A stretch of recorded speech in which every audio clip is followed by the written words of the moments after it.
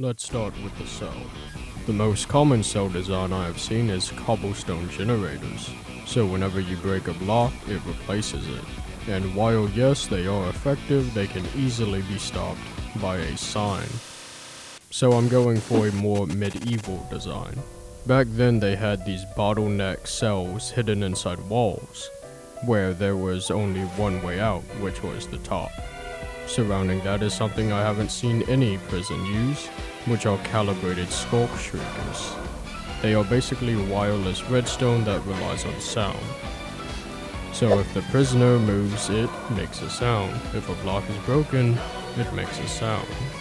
And that signal is carried to the main guard room, to a monitor. I also have a few Elder Guardians, of course, so people can't break blocks as easily. There is also a dispenser above the cell to drop food, but I want to talk about my magnum opus of this prison, which is the chunk bin. If you didn't know, a chunk bin is when a shulker box is filled with books that contain so much data that the server kicks them. Well, I invented my own, which is a moving chunk bin.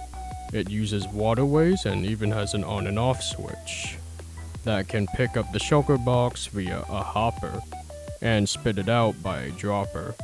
The walkway to the cell also has several security measures, such as 2 enderpearl stasis chambers that the visitors drop enderpearls into, and 2 flying machines over lava to prevent easy escapes, which leads to a room with a netherite block gate that can be controlled from the control room.